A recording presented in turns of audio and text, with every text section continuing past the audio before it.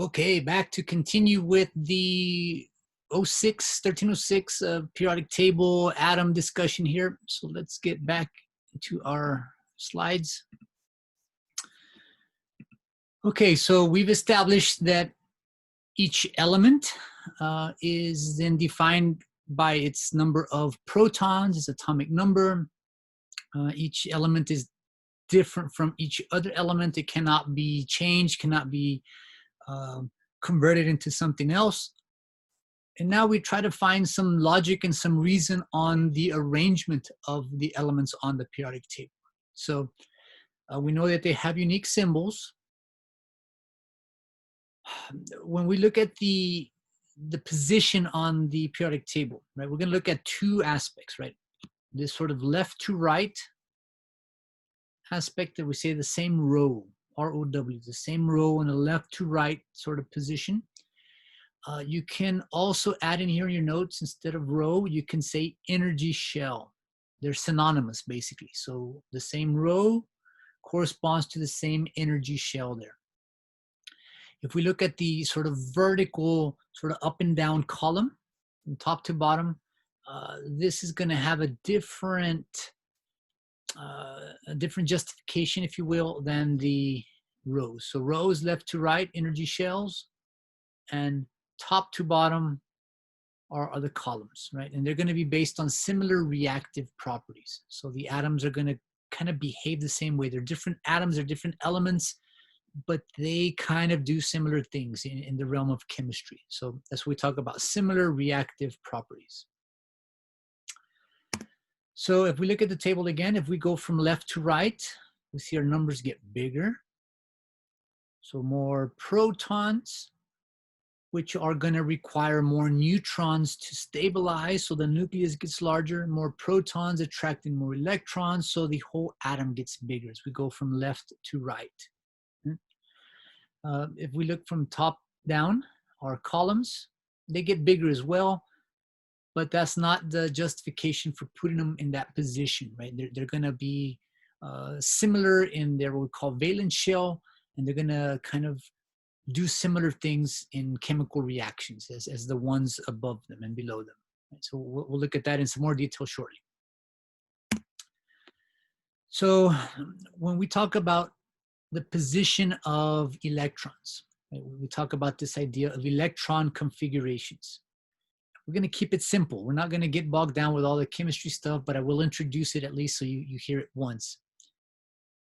A couple of vocabulary terms here. So we know that the protons are in the center and electrons are spinning around. They're high energy, right? Since they're all negative charges, right? So they're coming with high energy, but that repulsiveness of the negative charges keeps them sort of from colliding. And then also the physical separation in space and where they're spinning keeps them from colliding as well. So we deal with this idea of an orbital. So the orbital is a region in which an electron travels. The pathway in which the electron spins around that nucleus is the electron's orbital. And in each orbital, there's a maximum of 2 electrons that can occupy it. So again, there's a limitation, there's a limit. So the max of 2 electrons per orbital. So we can have multiple orbitals. Think of like a road. It's a road, a path that only 2 cars can pass at the same time, something like that. So it's a path in which electrons can travel through space around the nucleus. So 2 electron max per orbital. But we can have multiple orbitals.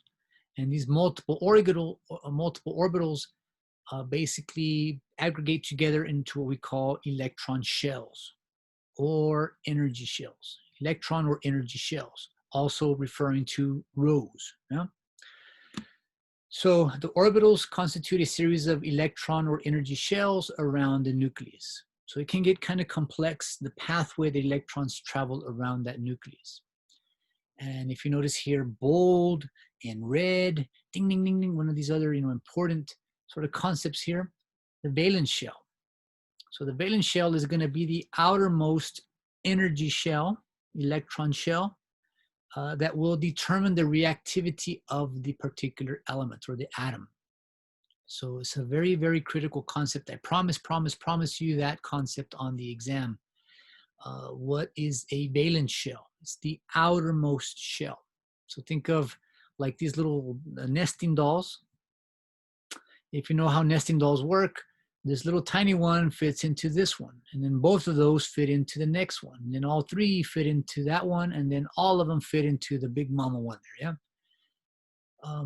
Like an onion or like a watermelon or something, right? So if you look at the watermelon, you have that rind, that green peel, right? And inside is the red part. But the first thing you touch on a watermelon is not the red part; it's the outer shell, right? The green part. If you look at the skin of a human, right? Yes, we have in there muscles and bones, but the very first thing a scalpel would touch would be the skin. So that would be the outermost layer, right? If you have a shirt, well, then that would be the first layer. That would then be the outermost or the valence layer. So we're looking at different sort of three-dimensional pathways, these energy paths around the nucleus of that particular atom. So again, capacities, limits. So we've established, if I back up, that each orbital can hold 2 electrons, and then we can have multiple orbitals that comprise our shells. So if we look at our first shell, and I wish I had a little writing instrument. I'll try to learn how to use those so I can sort of sketch and draw here. But for now, just got to rely on visual pictures. But the first shell is comprised of 1 orbital, and 1 orbital can hold a maximum of 2 electrons. So we have that maximum of 2 electrons for the first shell. And it's the one closest to the protons, like front row seats, right? It's the one closest to those protons. And it's smaller because it's a smaller diameter. Second shell will have 4 orbitals, and each orbital can hold 2 electrons, so we have a maximum of 8 electrons. And here we're going to distinguish between spherical or s orbitals and these p orbitals, right? Pendular orbitals. I don't know what's the official word that they use, but the biological take-home message here, right? First shell can hold 2 electrons, second shell can hold 8, and then the third shell, similar to the second, can also hold 8. So I don't like you to memorize things, but those numbers are going to become important. 2, 8, and 8. 2 electrons in the first shell, 8 electrons in the second shell, 8 electrons in the third shell.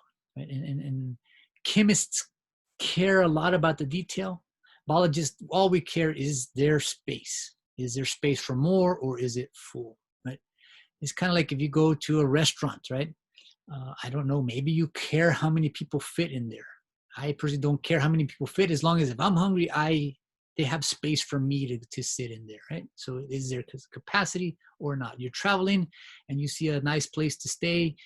Do they have space for you to stay there that night, or is there no vacancy and you can't stay there that night? Right? So that's what we concern ourselves with as biologists. Is there space for more electrons, or is that shell already full?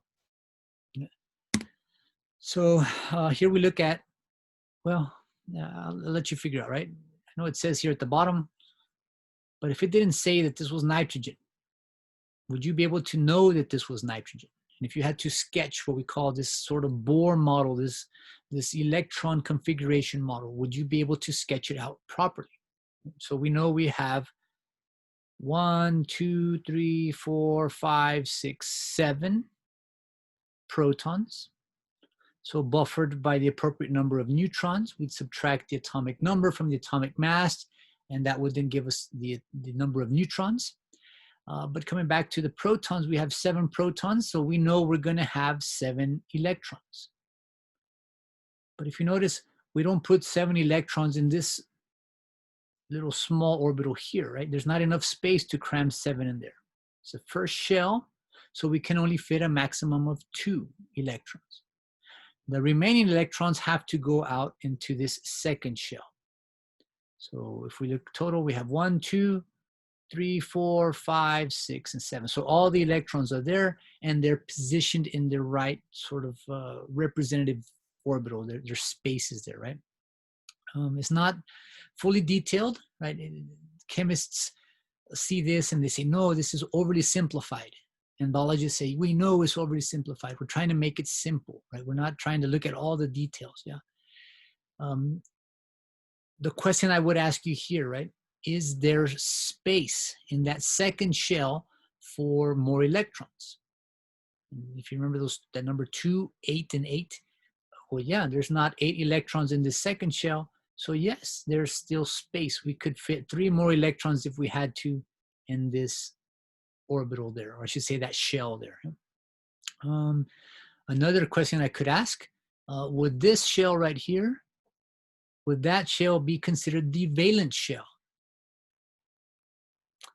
And you should say, no, that's not the valence shell. That's only that inner shell. The outermost shell would then be that second shell in this case, right? So this is the second shell, but for nitrogen, that second shell it actually falls under the idea of the valence shell. It's the outermost shell with electrons.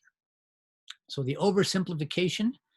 Now let me show you how chemists would show this, right? I'm going to show it, but I'm never going to kind of get into this level of detail in this course, right? But well, our orbitals, so they start off with the s orbital, spherical, round, three-dimensional, like a soccer ball, like a basketball. So we have then our spherical orbitals, 1s, we can fit 2 electrons in there. And then our second shell, which is made up of the s orbital, 1s orbital, 1 spherical orbital, and the 2s shell. And then we have 3 p orbitals, and they're like figure 8s. So figure 8, 8 up and down, 8 side to side, and then 8 kind of, if you can visualize this, out to you and then behind the screen. So it's the p orbital this way, the p orbital this way, and then the p orbital sort of that way to you and back, that way to you and back there. Yeah? So all of these collectively make up that second shell. So it gets busy, right? It gets kind of busy. So this is how a chemist would represent nitrogen. So we have our first shell, 1s with 2 electrons. And then we go to our second shell, the aggregation of all those 4 orbitals, right? So our 2s orbital, which has 2 electrons. And then our first p orbital, which has 1. Our second p orbital, which has 1. And then our third p orbital, which has 1. Now, this becomes very difficult to draw. It gets really ugly, really messy very quickly. So, you know, I am perfectly fine with you illustrating these little representative models as the biology, or we call the Bohr model notation. But we understand this is an oversimplification. This is more realistic, but we're not going to need to know that level of detail for biology. In chemistry, yes, but biology, all we care about is that valence shell full. Yep. So the choice is yours, right? They're both valid. The detailed chemistry view, right? The 1s orbital, and then the 2s, or I should say the second shell, 2s, 2p, the 3 2p's, and basically it will look like that, or the oversimplified sort of Bohr model notation of biology there. So I like grading these better. They're easier on my eyes. And it's easier to see if everything is in position, right? So the Bohr model, the oversimplification of the actual sort of detailed orbitals there of chemistry. Hope that makes sense. So different orbitals there. Now, again, the take-home message, right? So what's so significant about this valence shell? Well, it determines the reactivity or stability of the atom. That's what we care. That's what we're hoping that we can distinguish here, right? Now, when I talk about stability and reactivity, those words mean something in my brain, but I want us to kind of be speaking the same language, right? So when we talk about an atom that is stable, I like to go back to sort of little baby analogies here. If you have any experience with a little brother, a little sister, a little baby of your own, you know that that baby's just drank the whole bottle. They're warm, their belly is full, you know, life is going to be good. Yeah? So when I talk about stability, if an element is stable, it's exhibiting stability, I envision something like this, like, oh, look at that cute little baby, like a little angel just sleeping there, not bothering anybody, just at peace. The baby's at peace, the whole house is at peace, yeah. So this is stability, right? And we talk about atoms that are naturally stable, things like helium, neon, argon, they exist like that in the natural world. They're actually kind of boring. They don't do much. They're out there, they're stable, they're not trying to get in anybody's business. They're not looking for more electrons. They are just at peace, right? They're stable. Now, if you know a little bit about babies, that peacefulness doesn't always last, right? They get hungry eventually, right? And when we talk about reactivity, I want you to kind of keep these babies in mind. Oh, look at that little snot bubble there, right? So that child is not happy, and they're going to let you know they're not happy. And if they're not happy, you're not going to be happy. They demand attention. They demand something to be done. And that's what a reactive element, reactive atom would do, right? It demands something, it needs something, and it's going to keep being reactive until it gets its needs met. And that's, again, an important sort of rule in chemistry. If you struggle, I don't understand chemistry. Chemistry in its baseline is very simple, right?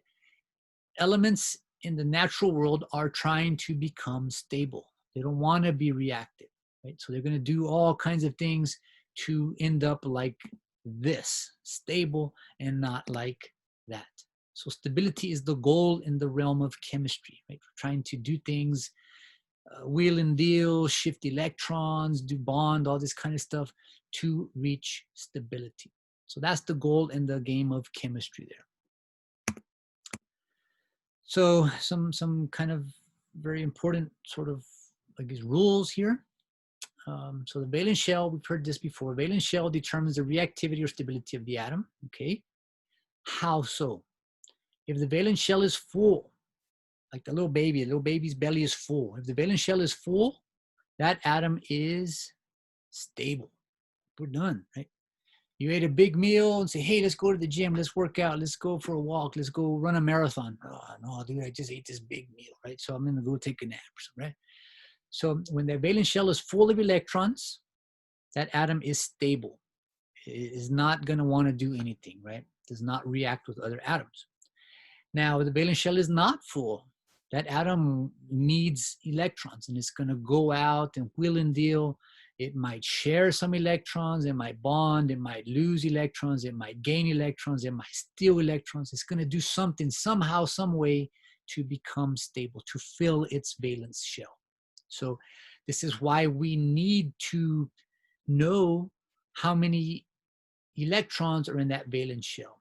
It's the first step. If you don't know how many electrons in the valence shell, then you're not going to be able to know whether or not that atom is stable or reactive, or how close it is to stability, or how close it is to becoming non-reactive, that kind of stuff. So important concept, the valence shell. So I give you 4 common elements: hydrogen, oxygen, nitrogen, and carbon. So I could ask multiple questions on here, right? So one, are these elements stable? Okay, and you should look at this and you should say, no, none of those are stable. Okay, so how many electrons must be added into the system here for that particular element to become stable? So how many valence electrons, or I should say how many electrons are required in the valence to stabilize each atom? We go back to our rules. Remember our capacity, 2, 8, and 8. So hydrogen has 1 electron out there. So it's going to need to bring in a second to become stable. Oxygen, 1, 2, 3, 4, 5, 6. We have 6 electrons in that valence. We need 2 more to become stable. Nitrogen has 1, 2, 3, 4, 5 in the valence. So we need 3 more electrons to become stable. and carbon 1, 2, 3, 4, needing 4 more electrons to become stable. So again, those would be the number of electrons required to be added into each individual element to reach a stable sort of configuration. So again, this is the kind of stuff you will do in the homework and on the first exam. So hope this is making sense to you. So if we look at the periodic table, we know that as they exist in nature, all of these elements are reactive except for our noble gas column, this very last column. They are already filled to their maximum capacity, right? And I think I have a picture, yes. So I would encourage you to do this for practice, right? I give it to you here, but I would like for you to construct the periodic table and construct these sort of Bohr models, we call these Bohr models, based on the sort of focus on the electron, on that valence shell configuration. So can we convert, there's this hydrogen to lithium to sodium to potassium. Can we convert those, hydrogen, lithium, sodium, and we draw them in the Bohr model format using our rules. 2, I hope you see a trend here, right? There's 2 elements in the first shell, and the first shell can hold a maximum of 2 electrons. There's 1, 2, 3, 4, 5, 6, 7, 8 elements in the second shell, and that second shell can hold 8 electrons. And there's 8 elements in the third shell, and the third shell can hold 8 electrons. So I hope you see where these numbers are being derived from there. Yeah? But we talk about columns having elements with shared similar reactive properties. So why are they going to behave in a similar way? Well, we notice how many valence electrons do we see in hydrogen? There's 1. And then there's 1 valence electron in lithium and 1 valence electron in sodium. Oh, okay. Let's come over here with oxygen. 1, 2, 3, 4, 5, 6 valence electrons in oxygen. 1, 2, 3, 4, 5, 6 valence electrons in sulfur. Right? So they behave in a similar way because they have a very similar sort of valence shell. Right? Carbon has 4 valence electrons, silicon has 4. Over here, we say, well, helium is full, neon is full, argon is full. So they're all going to behave the same way. They're all going to be naturally stable because they're all naturally filled to their maximum capacity there in the valence shell. So again, you have this as reference. Find yourself a good periodic table in your book, off the internet. This one is, I don't necessarily like it because it doesn't give you the atomic mass. It gives you atomic number, but not the atomic mass. But if you can find a good periodic table on the web somewhere, see if you can generate this format. I think your eye can make more sense of this format than just these little squares, right? These little squares. So don't worry about the 4th column. That one's different. We're not going to get into that. Basically, this 3rd column, I should say 3rd row, number 18, and then maybe 19 and 20, but don't worry about 21 and beyond. I'll leave that to your chemistry instructor for later. But see if you can construct this and start visualizing what the atom looks like. If you can understand what an oxygen atom looks like, it's going to help you understand why it does what it does, why it behaves the way it behaves. So that's, again, an important part there. So I don't want to get into that yet. So let me stop this one here. I'll let you soak all this in, and I'll keep working on videos and continue to upload maybe tonight, but probably more tomorrow, right? So soak that in and be ready for the next set of notes for tomorrow. Yep. So you'll have a good one for today. Let me get out of here. If you have any questions, again, send emails or let me know. I hope everything's going well with Pearson. And I think some of you are still struggling with some of the Labster stuff. So I may try to record a little Labster video and address some questions I've been having there. But for now, y'all have a good one, and I'll be seeing you on the next lecture here.